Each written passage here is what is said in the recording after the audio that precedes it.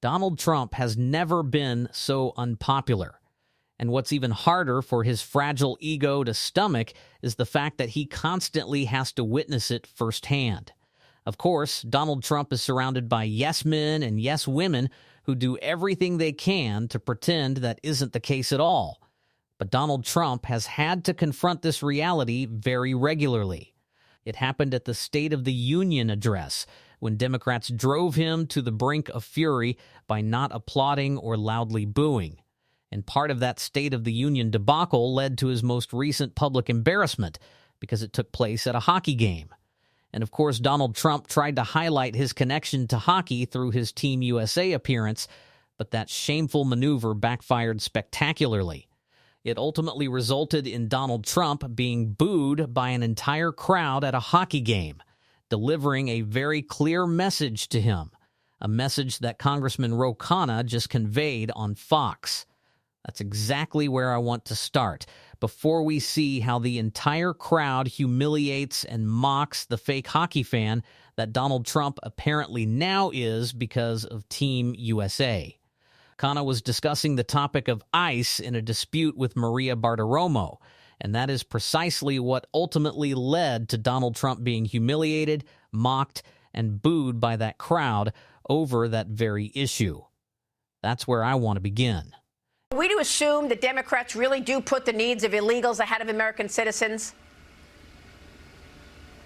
That's just not true. Of course, the first principle of the American government is to protect and look after the American people, American citizens. The problem is you can't have Democrats stand while Donald Trump's talking about those who are undocumented when he's got an ICE agency that is killing American citizens, when he's got an ICE agency that is raiding American citizens and treating the undocumented as violation of human rights. So you're never going to get Democrats to stand for that and say that we agree with Trump's ICE agency. Well, look, this requires context, and I think we both know that. I mean, look, you can't tell citizens to get in the faces of law enforcement and ICE agents and think that ICE agents are not going to respond. You can't tell citizens that it's okay to interrupt an operation that is underway, where you're expecting the ICE agents to take down criminals who are here illegally and not expect them to respond. You can't have a person who's armed with a gun showing in his belt interrupting ICE operations and not expect an ICE agent to react. Do we agree on that? Maria, you're trying to have a reasonable conversation. Let me say what I agree with. You can't have people just go try to interrupt law enforcement, including ICE. But the answer to that is not to shoot them dead. There is a proportional use of force. There is training. And would you agree that in a number of these cases, ICE agents have exceeded what a proportional response is?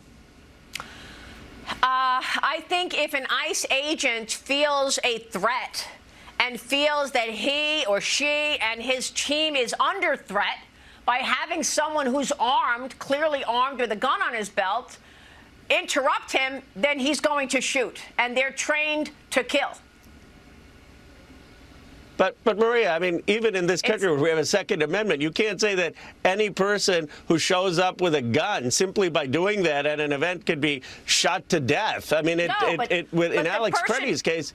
Yes, the person that we're talking about, Alex Pretty, we've got video of him, the day before or whatever earlier, knocking out the car light on the back of the agent's car, throwing things at the car, so he was actually antagonizing them. Yeah, but that's not the capital punishment. You don't give someone the capital punishment. Yes, he did harass them a few days before. Yes, he had a gun on them. I guess I just have such a strong belief in civil liberties and constitutional rights. He's an American citizen. You don't kill him. And I think most Americans look at this, and they wanted the border to be secure.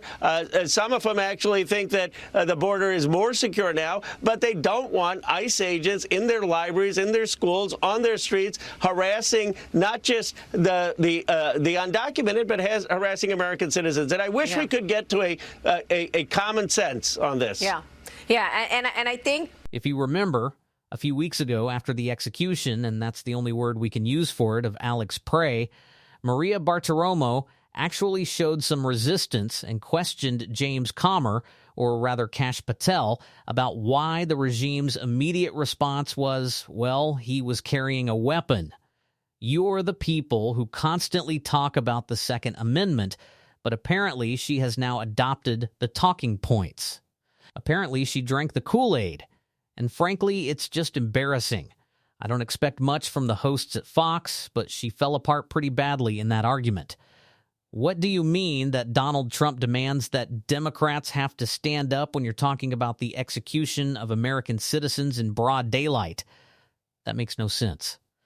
And that's exactly why, as Donald Trump tries to make himself popular with the hockey community, which has backfired pretty badly, we saw this message and loud cheers and boos for Donald Trump at a hockey game last night. A kid riding the Zamboni at the Devils game with an Abolish ICE flag, just great. And when the Abolish ICE flag appeared, the crowd obviously went crazy. Is it really surprising that the agency responsible for murdering people in the streets is pretty unpopular? And I think there was an extra charge to it with that crowd, given the way Donald Trump has tried to latch on to Team USA. Very interesting, the people who constantly talk about how much they want to keep sports and politics separate find it completely fine that the President of the United States calls Team USA, at least the 5 who did come to the White House, excluding those who didn't, boys, and insults the women's hockey team, which also won gold and has been winning medals for much longer. But that's a separate issue. Those people have no problem with Kash Patel drinking beer on our dime and Donald Trump embarrassing the country. And I think it was especially charged, but you can see the PR campaign being run right now. It's so incredibly embarrassing from these hockey players who celebrated with Trump and ate Big Macs at the White House. They're all now posting these videos with their daughters, as if that means, oh great, you own a woman. I guess that means you love and respect women. Great work, guys. Great PR. It's really embarrassing. But I think that's why that moment at that hockey game, at that NHL game, was so particularly charged, because I believe so many people are waking up and realizing that Donald Trump wants to be a part of everything and ruin every part of our lives. And slowly, no, actually not slowly, but very quickly, as you say, this has developed over a longer period of time. Of course, the coverage has been dominated by Donald Trump in every respect, and he has made our lives worse. But the increasing rot, you could call it that, of our entire media landscape, the people who say the media has a left-wing bias or that they want to keep politics out of sports, those same people applaud while Larry Ellison takes over the UFC, Donald Trump's favorite sports league. And now we're also seeing the takeover of Warner Brothers Discovery, including CNN, under Ellison's influence. To no one's surprise, you'd think Bari Weiss would already be dancing joyfully through the streets because she gets to ruin another newsroom. But that's the Trump administration. They want to be omnipresent, whether it's in our media, when MAGA-friendly or directly MAGA-aligned billionaires take over Twitter. They get CNN, they get CBS, they already own Instagram and Facebook. They want to control every single part of our lives. And when people see that in the world of sports, from the same people who complained when Colin Kaepernick peacefully and patriotically protested, yes, they're going to be a little angrier. So it doesn't surprise me that F-ICE, ironically, even on the ice, is a pretty popular message. And I think more people in sports should push back, especially when Donald Trump wants to claim their platform and act like it belongs to him. This is a man who knows nothing about sports. When Donald Trump, for example, hosts the Super Bowl champions, I don't think any NBA team is going to the White House. He always says something like, well, frankly, they throw the ball, and we love the ball, and he caught it, and that was great, right? Wasn't that great, JD? He has no idea what he's talking about. Of course not. So don't let him pretend otherwise. It's just nauseating. But frankly, I think that moment and all of it coming together was part of the charged celebration of the F-ICE banner and the booing of Donald Trump, the humiliation and mockery of Donald Trump, and rightly so, because these people, as I keep saying, genuinely hate us. I think Kristi Noem is a good example of that. Rachel Maddow just did a great analysis of a corruption story, a crazy story about how insane this woman is that barely got any attention, but is once again a reason why people are so angry at ICE. Wall Street Journal reported that Kristi Noem's alleged boyfriend / chief of staff / fixer in the Homeland Security Department fired a Coast Guard pilot in the middle of a flight because someone forgot to bring Kristi Noem's personal favorite blanket onto a flight that she was on. Reuters reports today that Corey Lewandowski actually stormed into the cockpit of that plane to fire the pilot mid-flight because of the pilot's, quote, well, because of the pilot's insufficient attention to Kristi Noem's blanket. We have not confirmed this, but this is Reuters' reporting today, quote, the pilots in the cockpit asked Lewandowski to return to the cabin until they had reached cruising altitude. But now she wants you to buy her this plane. Look at this plane. NBC News reporting that Kristi Noem and Corey Lewandowski have had the taxpayers lease this jet for their use already, a Boeing 737 MAX 8. On paper, they say they need this particular plane for, quote, immigrant deportation flights. They have been leasing it already. You have been paying for them to use this plane on a lease. But now Corey Lewandowski and Kristi Noem want you to buy this plane for them.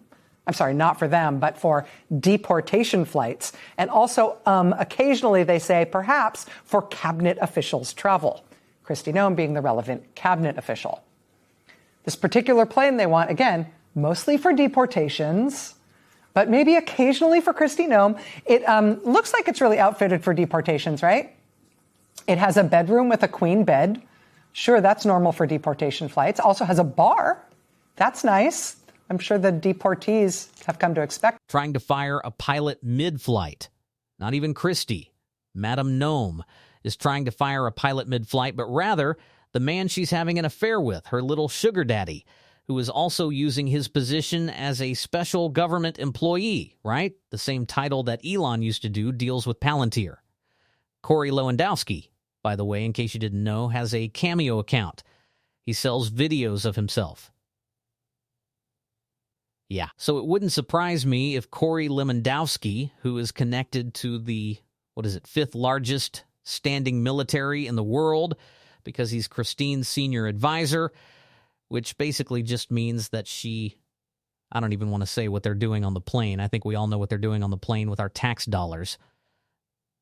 Yeah, no wonder people hate these guys. And this is a ridiculous story, and Kristi Noem is a ridiculous person, and I can't wait for the Nuremberg trials for Christine. Those are going to be great.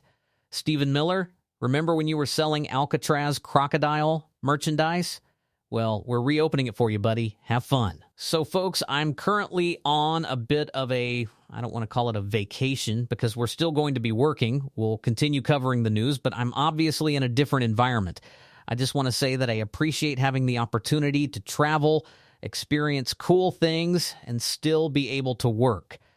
And all of that is because of you. So I love you. This is coming from Italy. So it's a little later tonight. We'll probably upload a few more videos, but even abroad still, F Christine Noem, F ICE, F Donald Trump, and we'll continue to cover everything. There will probably be a few days with slightly fewer videos per day, but we're coming back. What do I mean by we're coming back?